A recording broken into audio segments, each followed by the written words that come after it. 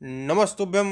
वंदे मातरम। दोस्तों, स्वागत है आप सबका सैपियंस क्वेस्ट में। तो देखिए, हम लोग की जो सीरीज चल रही है, जिसमें हम लोग क्लास 12th की जो आरोह पुस्तक है आपकी हिंदी की, उसका पाठ 7 पढ़ेंगे, जो उसका चैप्टर 7 है। और ये चैप्टर जो 7 आज होने वाला है, ये बहुत ही खास इसलिए है क्योंकि इसके जो लेखक है ना, कहीं न कहीं बहुत ही अजीब और बहुत ही आकर्षक प्रतिभा के ये व्यक्ति हैं।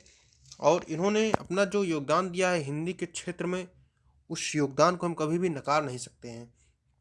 इनका नाम जो प्रमुख रूप से है वो निराला जी है, लेकिन परंतु इनका वास्तविक नाम सूर्यकांत त्रिपाठी है और इनको निराला के नाम से भी जाना जाता है। खास करके इनकी विशेषता यह है कि ये बहुत ही ज़्यादा दूर ना जाकर के इलाहाबाद विश्वविद्यालय में भी काफ़ी इन्होंने अपना योगदान दिया। और इलाहाबाद विश्वविद्यालय में जैसे ही आप अंदर घुसेंगे तो आप वहाँ की जो सेंट्रल लाइब्रेरी है, वहाँ पर उसके सामने इनकी मूर्ति जो है, इनकी जो प्रतिमा है वो लगी हुई है। तो थोड़ा सा इनके विषय में पढ़ेंगे, उसके बाद इनकी रचना पर आएंगे। जन्म इनका सन 1899 महिषाचल बंगाल के मेदिनीपुर जिले में पारिवारिक गांव गढ़ा कोला उन्नाव उत्तर प्रदेश में हुआ। तो देखिए, महिषादल बंगाल के जो मेदिनीपुर जिला था वहाँ पर इनका हुआ। और ये बाद में कहीं न कहीं जो है उत्तर प्रदेश में आकर इलाहाबाद में रहने भी लगे थे। इनकी जीवन संघर्ष बहुत ही कठिन था, इनका जीवन संघर्ष बहुत कठिन था।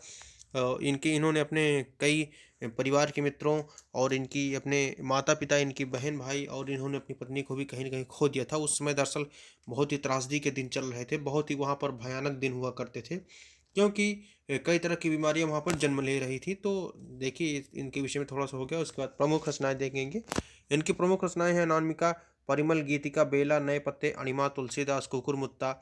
कुकुरमुत्ता इनका कविता संग्रह है। देखिए कितनी अजीब नाम रखा है, पर इन्होंने कहीं न कहीं जो समाज की वास्तविकता है उसको बाहर लाने का प्रयास किया है। चतुरी चमार, प्रभावती, बिल्लेसुर, बकरिया, चोटी की पकड़, काले कारनामे, ये गद्य है काले कारनामे।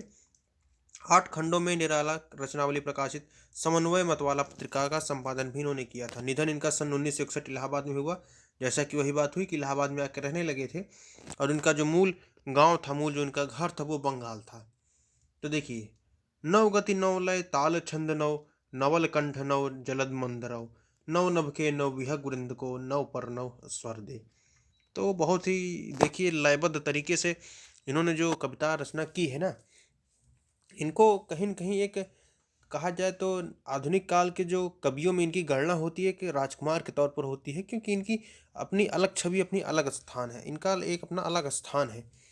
तो देखिए, बता रहे हैं कि नव गति, एक नई गति, नव लय, एक नया लय, जो एक नई ताल है, एक नया जो छंद, जो रचना है, उसको क्या कर रहे हैं, नवल कंठ, मतलब एक नए कंठ से। नए कंठ का अर्थ यहाँ पर यह है कि नई नई उम्र के जो लोग आते हैं उनसे।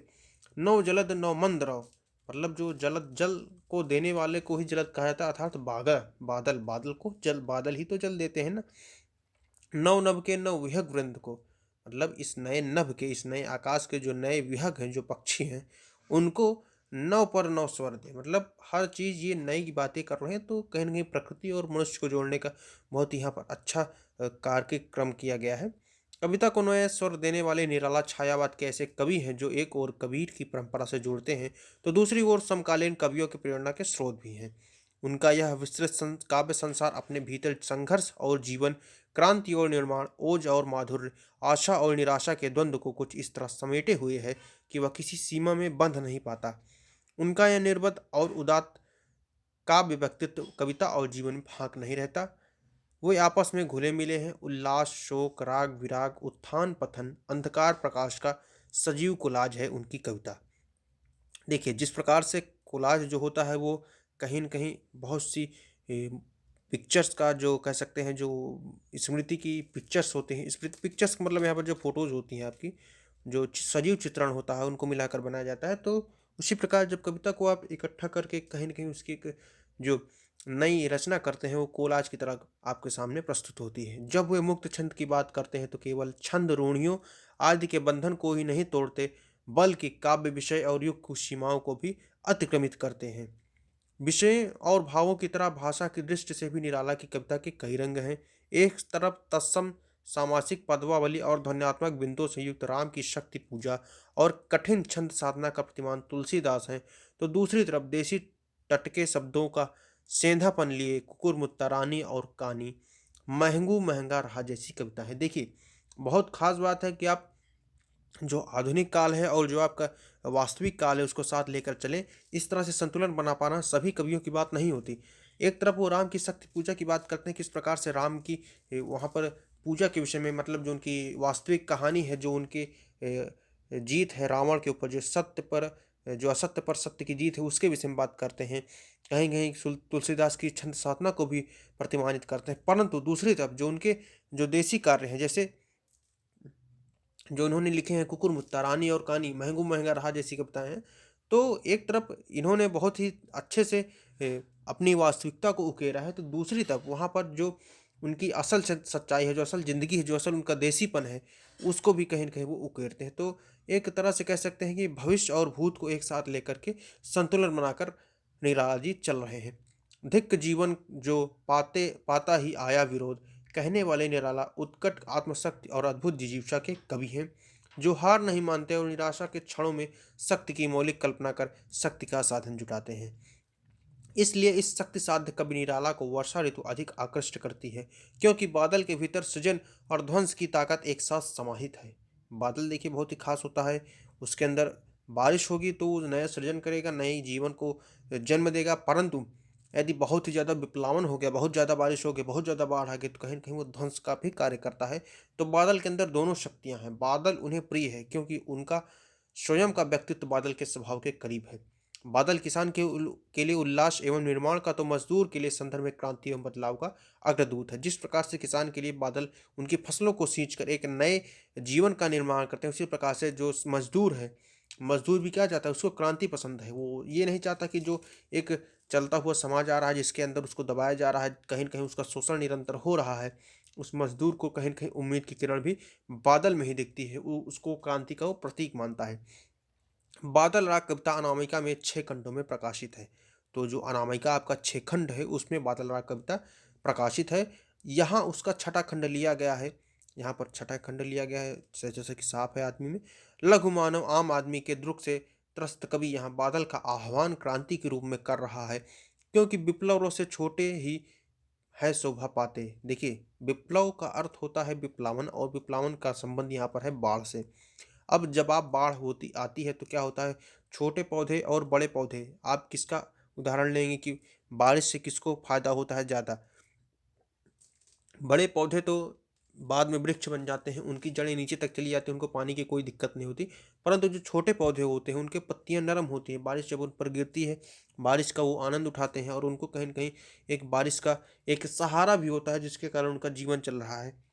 जो पानी की पूर्ति है वो कहीं न कहीं बारिश से वो करते हैं। तो कहीं न कहीं वैसे ही कहा जा रहा है, जब क्रांति होती है तो क्रांति में छोटे लोगों का बहुत ही महत्वपूर्ण योगदान रहता है, और वह भी कहीं न कहीं प्रभावित भी होते हैं। उनको कहीं न कहीं फ़ायदा भी मिलता है क्रांतियों का। देखिए, बड़ा वर्ग जो है, जो जिसको पूँजीपति वर्ग कह सकते हैं, या फिर ख़ासकर बुजुर्गवा वर्ग कहा जाता है। तो बुजुर्गवा वर्ग क्या है? वो तो सदैव से ही, हमेशा से ही जो एक कह सकते हैं कि एक आलीशान बंगले, आलीशान गाड़ियाँ, उनके तो सदा ही सुख वो भोग ही रहा है। तो छोटे लोगों की यहाँ पर बात करने के लिए कोई जल्दी तैयार नहीं होता। किसान मज़दूर की आकांक्षाएँ बादल को नवनिर्माण के रूप में पुकार रही हैं। किसान मज़दूर की बात यहाँ पर की जा रही है। क्रांति हमेशा वंचितों का प्रतिनिधित्व करती है। देखिए, क्रांति आएगी क्यों? यदि सभी समस्याएँ अपने आप हल हो जाएँगी, जो बड़े लोग हैं, जो पैसे वाले लोग हैं, जो धनाढ्य वर्ग है, वो कहीं न कहीं यदि अपने आप में संतुष्ट होगा, तो क्रांति का तो कोई सवाल ही नहीं उठता। इस अर्थ में भी छोटे को देखा जा सकता है, अट्टालिका नहीं है रे में भी वंचितों की पक्षधरता की अनुगूंज स्पष्ट है। अट्टालिका का मतलब होता है जो बड़े-बड़े चट्टान होते हैं, जो बड़े-बड़े आपके महल होते हैं, उनको भी अट्टालिका की संज्ञा दे दी जाती है। बादलों के अंग-अंग में बिजलियाँ सोई हैं, वज्रपात से उनके शरीर आहत भी हों तो भी हिम्मत नहीं हारते। बार-बार गिरकर उठते हैं गगन स्पर्शी स्पर्धा धीर ये बादल, दरअसल वीरों का एक प्रमत्त दल दिखाई देते हैं। चूँकि ये विप्लव के बादल हैं, इसलिए गर्जन तर्पण अमोघ है। तो बताया जा रहा है कि जिस प्रकार से बादल की जो अस्मिता होती है, जो उनकी पहचान होती है, उस पहचान को यहाँ पर दिखाने की कोशिश की जा रही है कि जिस प्रकार से बादल में क्या होता है, बिजली जो आपकी निकलती है वो बादलों से ही निकलती है, वज्रपात जो होता है बादलों से ही होता है। तो वही चीज़ें यहाँ पर बताने की बात की जा रही है कि किस प्रकार से बादल कितने वीर होते हैं। गर्मी से तपी झुलसी धरती पर क्रांति के संदेश की तरह बादल आए हैं। हर तरफ सब कुछ रूखा सूखा और मुरझाया सा है। अकाल की चिंता से व्याकुल किसान हाड़ मात्र ही रह गए हैं। हाड़ मात्र का मतलब होता है जो आपकी शरीर की संरचना है, मांस और जिसको कह सकते हैं कि हड्डी का एक ढांचा। जीर्ण शरीर त्रस्त नयन सुख। जीर्ण का मतलब कमजोर शरीर और त्रस्त का मतलब जिस प्रकार से परेशान हुए, उनके नयन के सुख, जो उनके आंखों के सुख हैं, वो कहीं न कहीं वो गायब हो गए हैं। पूरी धरती का हृदय दग्ध है। दग्ध का मतलब इस तप से होता है कि पूरी धरती का हृदय क्या है, तप रहा है। ऐसे में बादल का प्रकट होना प्रकृति में और जगत में कैसे परिवर्तन घटित करा रहा है, कविता इन बिंबुओं के माध्यम से इसका अत्यंत सजल और व्यंजक संकेत करती है। तो कविता के माध्यम से कवि इस बिंबों को जो है प्रकाशित करने का प्रयास कर रहा है। धरती के भीतर सोए अंकुर नवजीवन की आशा में सिर ऊंचा करके बादल की उपस्थिति दर्ज कर रहे हैं। क्रांति जो हरियाली लाएगी, उसके सबसे उत्फल धारक नए पौधे छोटे बच्चे ही होंगे। तो बताया जा रहा है कि जब भी क्रांति आती है तो उसमें उत्फुल्ल कौन होता है, उसमें प्रसन्नित कौन होता है, प्रसन्नचित कौन हो जाता है। हमेशा से ही वही लोग प्रसन्नचित होते हैं जो नई आकांक्षाओं, नए नवीन विचार, नए मार्गदर्शन के अवसर पर चलने का प्रयास करते हैं। कहीं न कहीं ज़्यादातर लाभान्वित वही होते हैं। समीर सागर के विराट बिंब से निराला की कविता शुरू होती है। देखिए समीर सागर क्या है? समीर तो हवा का पर्यायवाची, सागर का मतलब जो कह सकते हैं कि एक तरह से जो आपकी समुद्र है, तो हवा का समुद्र कौन है? हवा का समुद्र तो ये कहीं न कहीं आपका वातावरण हो गया। उसमें ही क्या कर रहा है? बादल वहाँ पर तैर रहा है। तैरने का मतलब ये नहीं है कि वो कहीं गोते लगा रहा है। जिस प्रकार से बादल हल्के होने के कारण हवा में ऊपर उड़ जाते हैं, तो वही चीज़ें यहाँ पर बात की जा रही है कि समीर सागर के विराट बिंब से निराला की कविता शुरू होती है।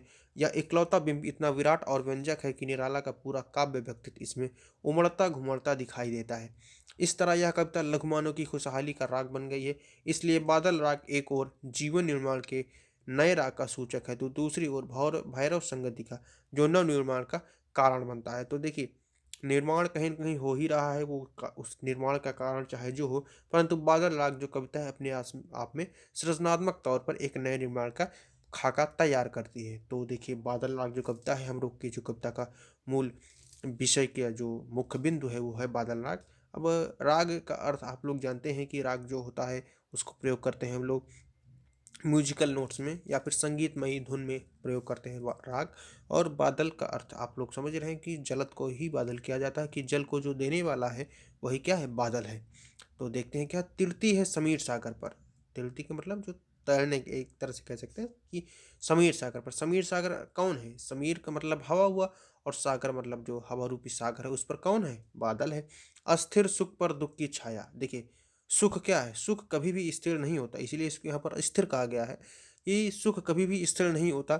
यदि सुख स्थिर होता तो सभी के जीवन में सुख होते, दुख की बात कभी कोई करता ही नहीं। तो कहा जा रहा है कि तीर्ति है समीर सागर पर, अस्थिर दुख पर दुख की छाया। सुख पर सदैव दुख की छाया बनी रहती है, आप कितने भी सुख में हो। कहा जाता है ना, हिंदी बहुत अच्छी कहावत है कि 4 दिन की चांदनी और फिर अंधेरी रात। तो जिस प्रकार से 4 दिन के सुख होते हैं, उसके बाद उन सुखों को क्या हो जाता है, दुख पर छाया सदैव कहीं न कहीं बनी रहती है। जग के दग्ध हृदय पर निर्दय विप्लव की प्लावित माया।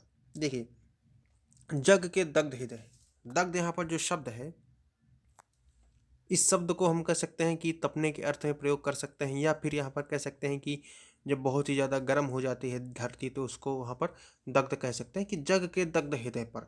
जब जग क्या है, यहाँ पर जो पृथ्वी हमारी माता हैं, इनके जब ऊपर जब बहुत ही ज़्यादा तपन हो जाती है सूर्य के कारण, गर्मी की जो बूंदें हैं, गर्मी की जो बौछारें हैं वो कहीं न कहीं पड़ रही हैं, तो निर्दय विप्लव की प्लावित माया। निर्दय विप्लव क्या है? देखिए विप्लव का अर्थ होता है विप्लावन। अब विप्लवन का अर्थ यहाँ पर क्या से कह सकते हैं कि जब कभी भी क्रांति आती है या फिर जब बाढ़ आती है, जब अचानक परिवर्तन होता है, तो वहाँ पर विप्लव का शब्द संज्ञा प्रयोग की जाती है। और प्लावित का मतलब होता है कि अपने ही आवेश में किसी चीज़ को अपनी तरफ बहा ले जाना। तो निर्दय विप्लव की प्लावित माया। विप्लव क्या निर्दय होता है? बिल्कुल, जब बाढ़ आती है तो वो किसी को नहीं देखती, चाहे अच्छे हों, चाहे बुरे पौधे हों, या फिर अच्छे पौधे हों, अच्छे व्यक्ति हों, बुरे व्यक्ति हों, सभी को अपनी प्लावित माया में सभी को अपनी धारा में बहा ले जाती है। यहाँ पर विप्लव का शब्द क्रांति के रूप में भी सूचक में प्रयोग हुआ है, कि क्रांति कौन चाहता है? किसान और मजदूर जो वर्ग है, वो कहीं न कहीं एक नए परिवर्तन की जो उम्मीद की किरण है, उसको कहीं न कहीं वो आँखों में लेकर बैठा है।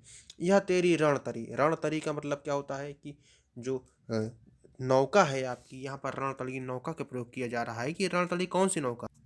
देखिए, रण का मतलब होता है जब कभी भी युद्ध की भूमि होती है उसको कहा जाता है रण। और तरी का मतलब नौका से है, तो जो युद्ध की नौका है, युद्ध की नौका अर्थात यहाँ पर जो क्रांति की नौका है, यह तेरे रण तरी भरी आकांक्षाओं से। किससे भरी है? आकांक्षाओं से, नई नई उम्मीदों, नई नई किरणों से भरी है। घन भेरी गर्जन में सजग सुप्त अंकुर। देखिए, जब बहुत ही ज़्यादा गर्जना हो रही है, जिसमें एक जो सोया हुआ अंकुर है, जो बीज की जो मूलभूत इकाई होती है उसको अंकुर कहा जाता है। बीज जब फटने से पहले, जब पौधे बनने से पहले वो अंकुर रूप में परिवर्तित होता है। तो वही बताया जा रहा है कि भेरी गर्जन से, जब भेरी गर्जना करते हैं, गर्जन का मतलब जो भेरी, यहाँ पर गर्जन से तात्पर्य यहाँ पर यह है कि जब ढोल को बजाया जाता है, भेरी का मतलब ढोल होता है। ये ढोल थोड़ी सी मतलब बड़ी होती है, एकदम सामान्य साइज की नहीं होती, जैसे कि आप लोगों ने देखा होगा कि मूवीज़ में, या फिर आप लोगों ने देखा हो कि बड़े बड़े जो डंके होते हैं, डंके जिसको कह सकते हैं, कि कहते नहीं कि डंका बजा दिया, तो वैसे ही डंके की तरह होती है। कह सकते हैं कि भेरी गर्जन से सजग सुप्त अंकुर। जिस प्रकार से जो भेरी की गर्जना से जो सोया हुआ अंकुर है वो जाग गया, सजग हो गया, उर में पृथ्वी के हृदय में जो अभी तक सोया था, आशाओं से नवजीवन की ऊंचा कर सिर। मतलब कि नवजीवन की जो उसके मन में आशाएं हैं कि अब नई उम्मीद की किरण पैदा होगी, अब नई चमत्कार होंगे, नई रचना होगी, वहाँ पर आशाओं से नवजीवन की ऊंचा कर सिर, अपने सिर को ऊंचा किए हुए ताक रहे हैं ए विप्लव के बादल। मतलब बताया जा रहा है कि ए विप्लव के बादल, हे क्रांति भरे बादल, हे विप्लव के बहुत ही कीर्तिमान और बहुत ही रचनात्मक बादल, इन सभी लोग आपकी प्रतीक्षा कर रहे हैं कि आप कब आएंगे। फिर बार बार गर्जन होती। वर्षण है मूसलधार, मतलब जो वर्षा हो रही है, मूसलाधार वर्षा हो रही, लगातार निरंतर वर्षा हो रही, हृदय थाम लेता संसार। वर्षा इतनी भयानक हो रही है कि सारा संसार क्या कर रहा है? हृदय थाम ले रहा है। वो डर के मारे भय का बैठा हुआ है कि अचानक न जाने क्या हो जाए। सुन सुर घोर वज्र हुंकार, मतलब जिस प्रकार से इंद्र जी का जो वज्र है वो हुंकार भरता है, इस प्रकार की वो गर्जना सुन करके, सुन सुन घोर वज्र हुंकार, अशनिपात से सापित उन्नत सत्सत वीर। बताया जा रहा है कि जिस प्रकार से अशनिपात से स्थापित है। अशनिपात क्या, अशनपाति को भी इंद्र का वज्र ही कह सकते हैं, कि अशनिपात से स्थापित उन्नत सत्तर वीर, सौ सौ वीर क्या हो गए? उससे स्थापित हो गए, इससे गिर गए हैं। सौ सौ वीर छत विछत हत अचल शरीर, मतलब कि क्षतित हो गए हैं, विक्षित हो गए हैं। उनके अंदर की जो क्षमता है वो क्षीण हो गई है, कहीं न कहीं वो इतने ज़्यादा घायल हो गए हैं कि हल हत अचल शरीर, मतलब कि उनका शरीर क्या हो गया? अचल हो गया। अब वो चलने योग्य भी नहीं बचे हैं, इतने ज़्यादा वो छत विछत हो गए हैं, इतने ज़्यादा जीर्ण शीर्ण वो हो गए हैं। गगन स्पर्शी स्पर्धा धीर, हंसते हैं छोटे पौधे लगबार। बताया जा रहा है कि गगन स्पर्धी स्पर्धा धीर, जो उनकी आकांक्षाएं थी, जो छोटे पौधों की और जो छोटे वर्ग के लोगों की जो आकांक्षाएं, वो क्या है? गगन स्पर्शी स्पर्धा धीर है। उनके अंदर नव जीवन की, नव संकल्पना की और नव रचनात्मक नए नए जीवन की एक कहीं न कहीं प्रस्फुटित आंखों से वो देख रहे हैं कि एक नया परिवर्तन होने वाला है, जो परिवर्तन बहुत ही विशाल और दुर्लभ होगा। हंसते हैं छोटे पौधे लगबार, शस्य अपार, हिल हिल खिल खिल हाथ हिलाते तुझे बुलाते। बताया जा रहा है कि शस्य अपार, मतलब जो हरे पौधे होते हैं वो क्या कर रहे हैं? वो हंस रहे हैं, सोच रहे हैं, हिल हिल करके, खिल खिल करके, मतलब प्रसन्न प्रचित हैं। वो नाच रहे हैं, गा रहे हैं, हाथ हिला रहे हैं, आपको बुला रहे हैं कि विप्लव से छोटे ही शोभा पाते हैं। जब भी परिवर्तन होता है, जब भी क्रांति आती है, जब भी बाढ़ आती है, तो उससे शोभा कौन पाता है? छोटे ही पाते हैं, क्योंकि बड़े लोग तो पहले से ही शोभावान हैं। बड़े लोग से पहले से ही जो पूंजीपति वर्ग लोग हैं, वो क्या है? पहले से ही वो अपने महलों में बैठकर इन सभी चीज़ों का दर्शन कर रहे हैं। तो कहीं न कहीं उससे जो विप्लव से जो परिवर्तन आता है, उससे छोटे लोग ही शोभा पाते हैं। अट्टालिका नहीं है रे आतंक भवन। बताया जा रहा है कि जो भवन है आतंक का, वो अट्टालिका नहीं है, सदा पंख पर ही होता जल विप्लव प्लावन। बताया, पंख का मतलब कीचड़ होता है, और जो पंकज होता है कि कीचड़ में जन्म लेने वाले को कमल कहा जाता है। तो बताया जा रहा है कि ये जो अट्टालिका नहीं है, ये मतलब ये आतंक का भवन है। इसमें जो है होता क्या आया, होता ये आया है कि हमेशा ही इस भवन में मजदूरों का शोषण हुआ है, छोटे वर्ग के लोगों का शोषण हुआ है। और साथ ही साथ यहाँ पर बताया जा रहा है कि जिस प्रकार से जो बड़े लोग हैं, ये सदैव छोटे लोगों के किए कर्म पर अपने नए नए चीज़ों की जो परीक्षण करते हैं, जो इन लोगों के साथ खिलवाड़ करते हैं, उनके जीवन के साथ जो संघर्ष जुड़े हैं, उनका मजाक बनाते हैं। तो वही बताया जा रहा है कि सदा पंख पर ही होता जल विप्लव पावन। मतलब कि कीचड़ में ही क्या होता है, नए जीवन की संरचना होती है। और जल प्लावन मतलब जब भी कोई न कोई बाढ़ आती है, या फिर कहा जा रहा है कि सबसे अच्छा उदाहरण क्या है, कीचड़ में ही कमल खिलते हैं। तो कीचड़ में ही यहाँ पर नए रचनात्मक शैली की बात की जा रही है। क्षुद्र प्रफुल्ल चलत से सदा छलकता नीर, कि जिस प्रकार से जलज जल को जल में जन्म लेने वाला कौन है, कमल है। तो क्षुद्र प्रफुल्ल है, वो बहुत ही खुश है। और उसके बात उसके जलस मतलब जो कमल है उसमें से क्या छलक रहा है, नीर छलक रहा है, पानी छलक रहा है। क्यों? रोग शोक में भी हंसता है शैशव का सुकुमार शरीर। उसी प्रकार से ये छलक रहा है जिस प्रकार से कोई भी रोग हो जाए, कोई भी उसको दिक्कत हो जाए, कोई भी उसको परेशानी हो जाए, छोटे बच्चे को वो क्या रहता है, हमेशा हंसता ही रहता है। उसका जो शैशव है, मतलब एक छोटा बच्चा जीरो से जो 2 वर्ष का एक बच्चा है जो पैदा हुआ है, अभी 2 वर्ष का नहीं हुआ है, 2 वर्ष से छोटा बच्चा के शैशव कहा जाता है। तो शैशव क्या रहता है, चाहे उसको कोई भी रोग हो, कोई भी दोष हो, कोई भी उसको पीड़ा हो, कोई भी कष्ट हो, कोई भी परेशानी हो, परंतु क्या होता है, वो हमेशा हंसता रहता है। उसी प्रकार क्या है, कमल भी सदैव हंसते रहते हैं। उनके ऊपर जो वर्षा की बूंदें हैं वो क्या कर रही हैं, गिर रही हैं। क्षुद्ध रुद्ध कोश है क्षुब्ध तोष, बताया जा रहा है कि मतलब कि जो कोश है और जो तोष है वो क्या हो रहा है, खत्म हो गया है। अंग अंगना से लिपटे भी आतंक अंक पर कांप रहे हैं। तो बताया जा रहा है कि जिस प्रकार से जितने भी बड़े बड़े पूंजीपति वर्ग के लोग हैं वो क्या है, आपस में बड़े ही लिपटे हुए हैं, परंतु क्या हो रहा है, वो इसके बावजूद भी आतंक से कांप रहे हैं।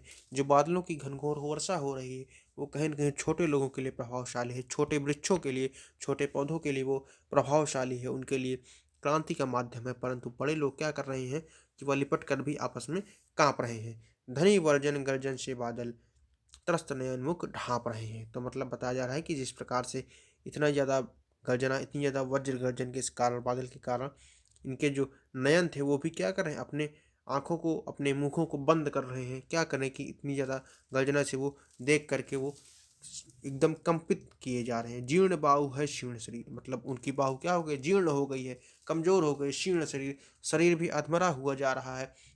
उनको इतने ज़्यादा डर लग गया है, वो आतंक का भवन की तरह से, जिस प्रकार से उन्होंने दूसरों का शोषण किया है उस प्रकार से आज उनका भी शोषण शुरू हो गया है। तुझे बुलाता कृषक अधीर, अब बता रहे हैं कि हे बादल, तुझे कौन बुला रहा है, कृषक बुला रहा है। जो कृषि करने वाला व्यक्ति है, जो किसान है, वो क्या हो रहा है, अधीर होकर आपको बुला रहा है कि आप आइए, ए विप्लव के वीर।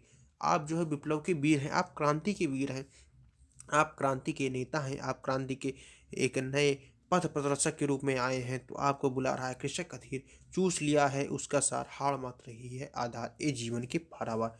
बताया जा रहा है कि जो किसान का जो सार है उसको किसने चूस लिया है, ये जो बड़े बड़े वर्ग के लोग हैं, इन्होंने उसको हर तरह से शोषित करके उसको इस प्रकार से प्रताड़ित किया है कि उसका केवल हाड़ मात्र ही, आधारभूत जो सांचा है, जो उसके कंकाल और मांस का जो ढांचा है, केवल वही बचा हुआ है। तो इसलिए जीवन के पारावार, पारावार किसको कहते हैं, पारावार भी समुद्र को ही कहते हैं। तो बताया जा रहा है कि जीवन के पारावार कौन है, बादल है। जीवन के पारावार वह व्यक्ति है जो नई क्रांति को लाकर खड़ा करता है, जो नए नए नए रचनाकार या फिर नई नई रचनाएं करता है और अपनी रचनाओं से कहीं न कहीं एक संदेश देता है। अपनी रचनाओं से जो बड़े बड़े वर्ग के लोग हैं, जो अपने बड़े बड़े पूंजीपति वर्ग के लोग छोटे लोगों का शोषण कर रहे हैं, जो उनको ऊपर निरंतर अपनी धाक को जमाए हुए हैं, उनको कहीं न कहीं वो संदेश देता है कि अब तुम सचेत हो जाओ, कि अब तुम्हारा बस नहीं चलने वाला है। तो देखिए बहुत ही अच्छी जो है हमारे निराला त्रिपाठी जी ने बहुत ही अच्छी कविता लिखी थी। और इनका जो बादल राग है कहीं न कहीं प्रकृति और समाज को एक साथ लेकर चलता है, कि प्रकृति और समाज का संतुलन किस प्रकार से बनाया जा सकता है। हम जिस प्रकार से कहा जाता है कि बड़े वर्ग के लोग छोटे वर्गों का शोषण कर रहे हैं, और कहीं न कहीं यह प्रवृत्ति अभी भी लगातार निरंतर बनी हुई है। इससे हम सभी लोगों को कहीं न कहीं सचेत होना पड़ेगा। हमें यह मानना पड़ेगा कि समाज का हर व्यक्ति क्या है, आपस में एक दूसरे से कहीं न कहीं संबंध रखता है, और उसको यह बात भी माननी होगी कि चाहे व्यक्ति बड़ा हो, चाहे व्यक्ति छोटा हो, जन्म से कोई महान नहीं होता, कर्म से महान होता है। और एक चीज़ और है कि आप जन्म से सभी लोग क्या होते हैं, जन्म से सभी लोग एक समान पैदा होते हैं। प्रकृति किसी के साथ जन्म जन्म के साथ भेदभाव नहीं करती। आप छोटे या बड़े बनते हैं केवल समाज में आकर के, तो समाज में आकर के आप कर्म से महान बनिए। जन्म से जो आपके साथ जुड़ा हुआ नाता उसको कहीं न कहीं आप तोड़ने का प्रयास करिए, और यह भी सोचिए कि किस प्रकार से कितने बड़े-बड़े महापुरुष इस देश में हुए हैं, इस धरती पर हुए हैं, जिन्होंने जन्म से भले ही वो कुछ रहे, परंतु कर्म से इतने महान बन गए कि उनकी कोई भी दूसरी अद्वितीय कला इतनी भयानक हुई कि उनकी दूसरी कोई सराहना नहीं कर पाता, मतलब कि सराहना करने से तात्पर्य यहाँ पर है ये है कि उनकी कोई अवहेलना नहीं कर पाता। देखिए, जो आप महर्षि वाल्मीकि थे, महर्षि वाल्मीकि भी जन्म से बहुत ही निम्न जाति के थे, परंतु उन्होंने कर्म ऐसा किया कि उनकी गिनती ब्राह्मणों में होना शुरू हो गई। तो इसीलिए कहा जाता है कि जन्म से हर व्यक्ति शूद्र होता है, परंतु कर्म से क्या होता है, हर व्यक्ति महान हो जाता है, हर व्यक्ति ब्राह्मण हो जाता है। तो ब्राह्मण भी किसी को कहते हैं, ब्राह्मण भी उसको कहते हैं जो कहीं न कहीं ब्रह्म की दीक्षा ले रहा हो, जो कहीं न कहीं पांडित्य से भरपूर हो, जो कहीं न कहीं ज्ञान से परिपूर्ण हो, तो उसी को कहा जाता है ब्राह्मण। तो ब्राह्मण तो कोई भी बन सकता है, उसके लिए आवश्यक क्या है? उसके लिए ज्ञान आवश्यक है, उसके लिए कर्म आवश्यक है। इसीलिए गीता में भी भगवान श्री कृष्ण कहते हैं कि कर्मण्येवाधिकारस्ते मा फलेषु कदाचन मा कर्मफल हेतुर्भुः मा ते संगोऽस्तु कर्मणि। अर्थात आप कर्म करिए, फल की चिंता मत करिए। कर्म से ही हर व्यक्ति महान होता है और कर्म से ही हर व्यक्ति एक निम्न कोटि में भी स्थान पाने को निरंतर प्रयासरत होता है, उसको भी वहाँ पर जगह नहीं मिलती। तो हम लोग का जो आज चैप्टर था, चैप्टर 7 खत्म हो चुका है। इसके बाद हम लोग अगली बार मिलेंगे तो उसमें नेक्स्ट चैप्टर को कंप्लीट करेंगे। तब तक आप लोग जो भी सुझाव आप लोग को लगता है कि इसमें और भी सुधार की आवश्यकता है, या फिर आपको लगता है कि इस पाठ में कुछ चीज़ें छूट गई हैं जिनको हमें कवर करना चाहिए था, उसको आप लोग ज़रूर कहिए, क्योंकि कमेंट बॉक्स आप सभी के लिए खुला हुआ है। लोकतांत्रिक रूप से आप सभी की जो सम्मति है वह स्वीकारी जाएगी। और इसके साथ ही आप लोग देखते रहिए सैपियंस क्वेस्ट। इसके साथ ही हम विदा देंगे। जय हिंद, जय भारत, नमस्तुभ्यम, वंदे मातरम।